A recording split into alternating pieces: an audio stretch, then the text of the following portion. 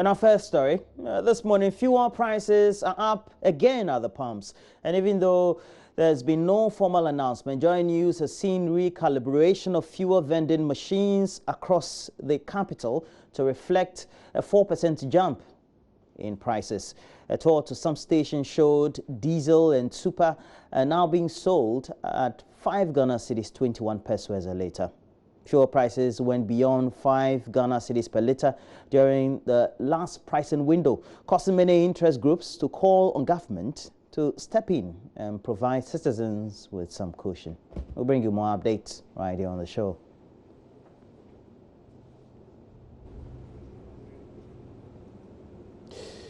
Now, in our next story, the Deputy Attorney General, Joseph Dindiok Bemka, has revealed that a number of state agencies will be probing the alleged diversion of $6 million health research money by the previous John Mahama administration.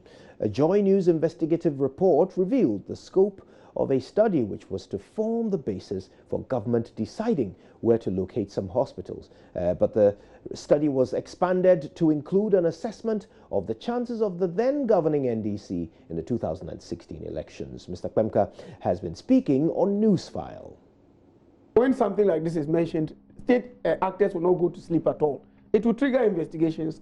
Statements will be taken from the appropriate persons, including but not limited to some of those who have spoken. And then they will affirm what they have actually said.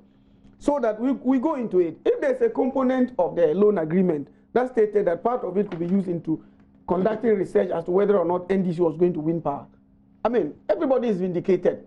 And then we move on. If there's nothing like that, a clear case of misappropriation and the appropriate penal consequences will be exacted. I just hope that when we get to that, I'll be surprised if it turns out that there was nothing like that. It's in black and white. I agree with you, but I'm saying that I agree with you. But we shouldn't pretend. It goes beyond that. So you see something. It goes beyond. I think that what we should do is to first concede that certain things went wrong.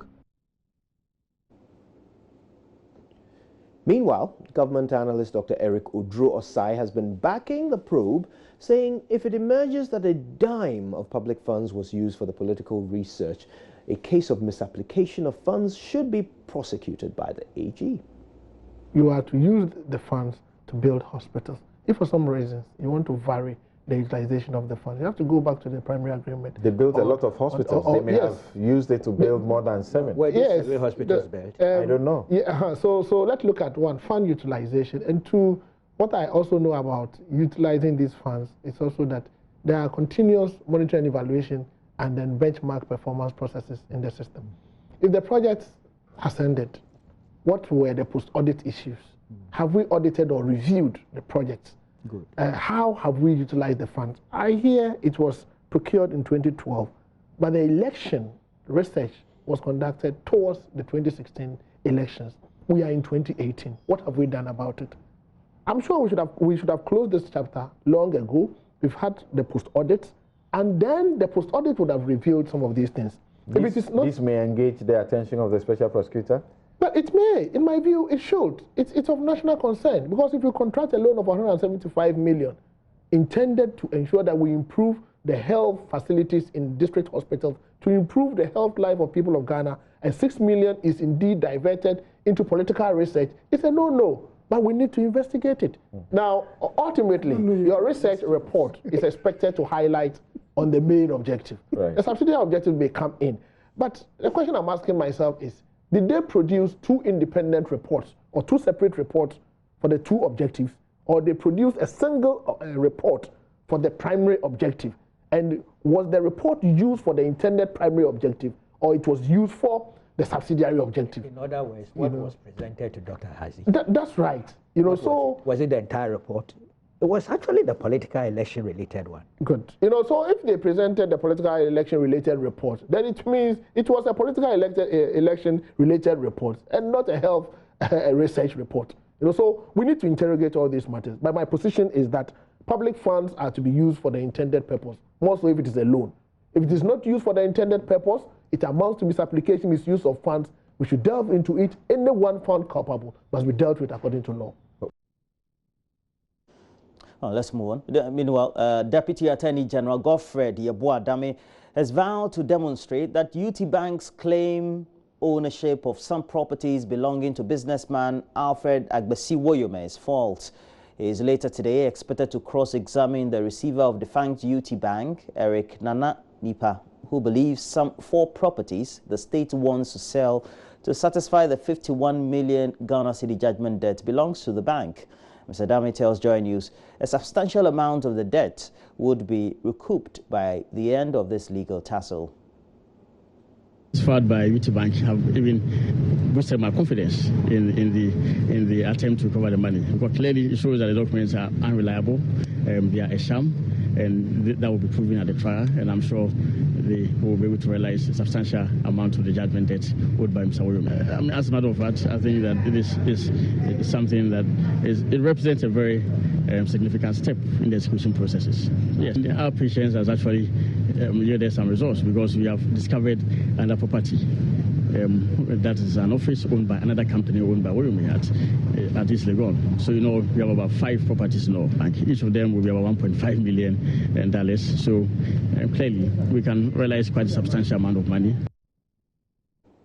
Now, the former president, John Dramani Mahama, has challenged President Nana Akufo-Addo to fulfill his promise of retrieving monies owed victims of the Diamond Microfinance Company DKM scam. Now, the then presidential candidate of the NPP, Nana Addo Dankwa Akufo-Addo, had said that the NDC government has failed to adequately deal with the matter, leading to thousands of Ghanaians losing their money.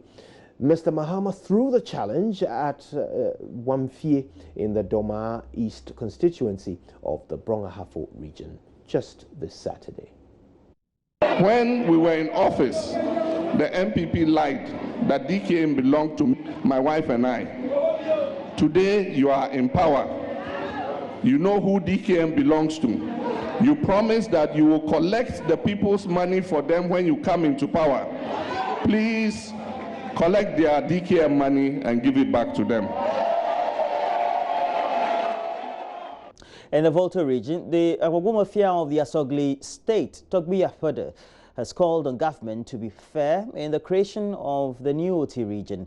His call follows increasing opposition to government decision to carve out the OT region from the Volta region. He was speaking at his palace in Ho when the Association of Chiefs paid a courtesy call on him. Fred Kwamisari was there for Joy News. The Energy Minister first address claims the creation of the new regions is politically and tribally motivated. He said it was solely for developmental purposes. Let me say clearly again that this exercise is not an NPP versus NDC exercise. Indeed, both the NDC and the NPP agreed on this. It is also not an agenda or exercise. We are sticking scrupulously to dictate what the constitutions of this country mandate us as one people to achieve. The exercise is a constitutional agenda, and it is a Ghanaian agenda. It is an agenda that has been accepted as a country as a partial index of our development. He also employed traditional authorities to be circumspect in their arguments in the creation of the new regions, adding the results of the process would not affect the historical background of the country, nor trade between southern and northern Volta. There is an old OT region. They would of course be wearing the kete and put it on tape, probably moving in Agote and the traders would continue to go and buy down from Rwanda and also to sell in the markets around Ghana. The creation of the region, therefore, do not divide us as a country, but rather unite us as a country and progress towards our development agenda. President Akufo-Addo also announced that works would soon resume on the Hohwe-Jasikan stretch of the Eastern Corridor Road with funds from the $2 billion Sino-Hydro infrastructure deal. Adding other bad roads in the country would also be constructed. Fred Kwamisari's report for Joy News. And in our final story, 3 individuals selected at random have had a rare opportunity to fly in the Cowbell hot air balloon. The flight, which lasted an hour and 20 minutes above the Afienya Plains, ended at Chopoli in the Dangme West District. Nancy Emefa-Dradosi was on hand to bring this report. Meet Mariam, Mavis and Salom, the first batch of persons to be selected from the general public to float in the hot air balloon. They were ready and just a little scared, but were all determined to beat Funny Face's experience. I'm still feeling very scared and nervous. I don't know how it's going to be like, how the whole thing is going to be, but I hope it will be fun. It's a special moment for me, you know. Hallelujah, praise. Looking at the balloon, trust me, there's some funny face mixed feeling there. I'm not scared, but seeing them putting it up, I'm kind of, I have problem with height, so I'm kind of, trying to be strong. Mavis was all ready till we saw her boyfriend rather in a basket. She simply chickened out. No, I'm really scared. Let him go for me.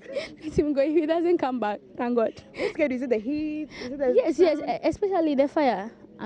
When they started, I had to hold someone to survive. Finally, the hot air balloon set off from the airport base at Afienya. What you did not know is that we did not know where the hot air balloon will land. So the multimedia team had to study where the direction was headed to be able to give it a good chase. Alas, we found the balloon, which had landed at Chopoli in the Dangme West District. The 3 shared the experience. Beautiful!